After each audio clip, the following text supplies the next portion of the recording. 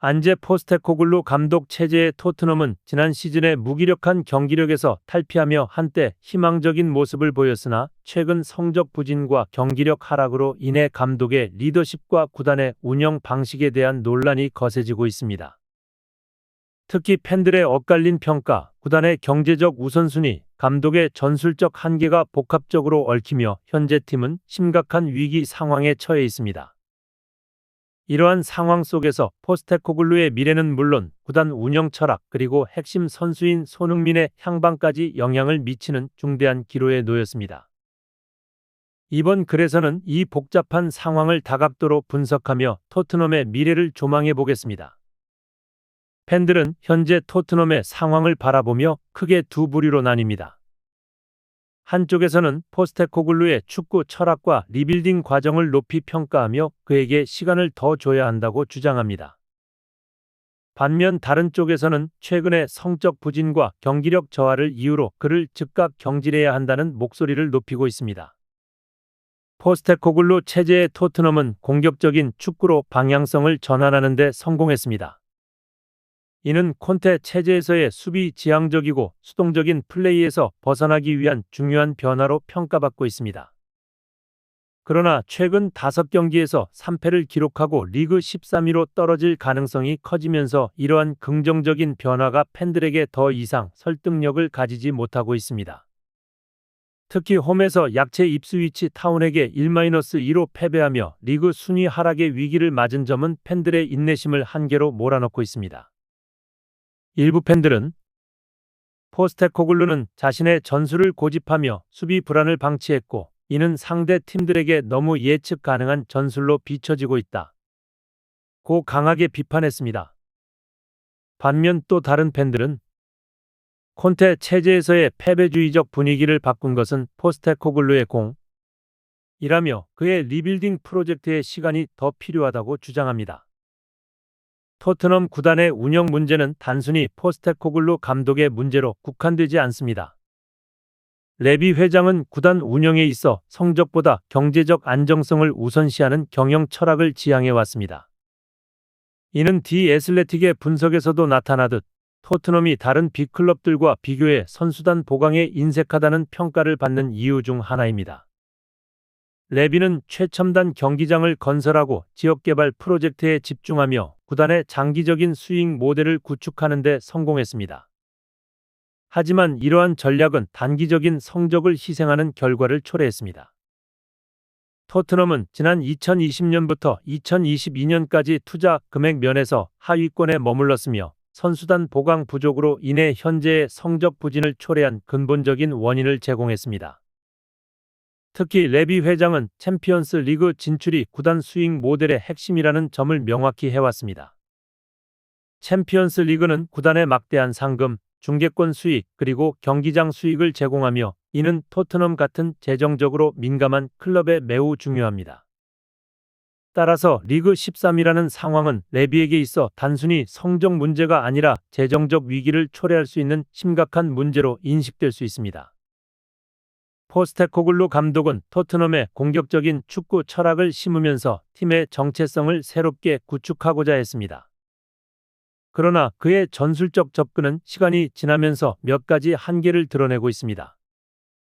그의 전술은 공격적인 플레이를 중심으로 하지만 지나치게 예측 가능한 패턴으로 인해 상대 팀들에게 쉽게 파괴되고 있습니다. 특히 손흥민의 전술적 역할 변화는 많은 논란을 불러일으켰습니다.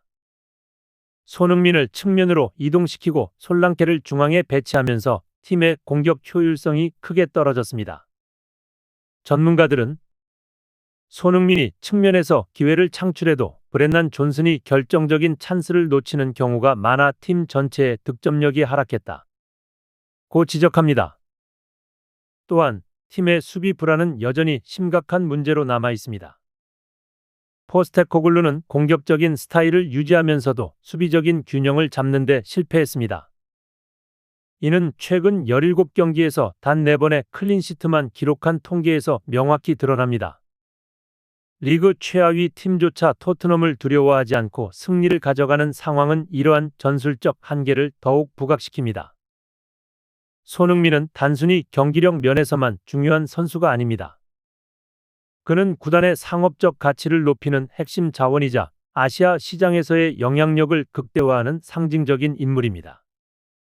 그러나 현재 팀 성적 부진과 챔피언스 리그 진출 실패 가능성이 높아지면서 그의 재계약 여부는 불투명해지고 있습니다.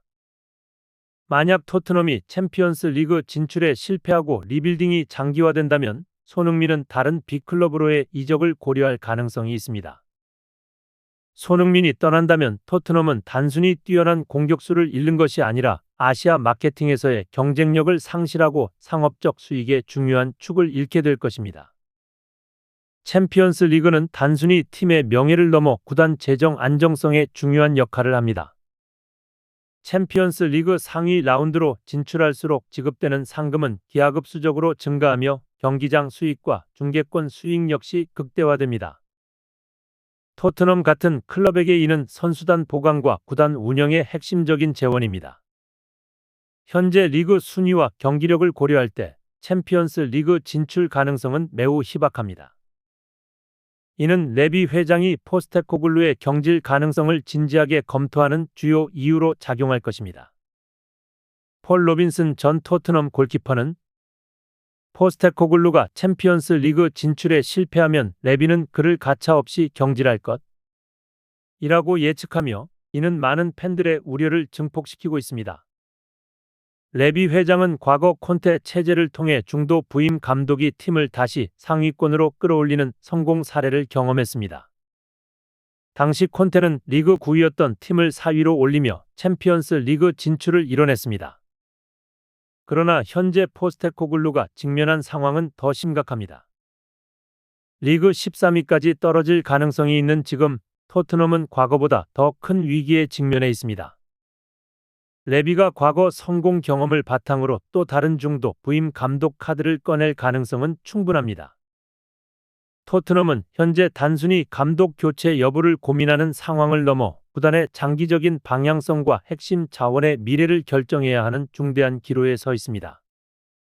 포스테코글루에게 더 많은 시간을 줄 것인지 아니면 새로운 감독 체제 아래에서 빠르게 방향을 전환할 것인지는 레비 회장의 결단에 달려 있습니다.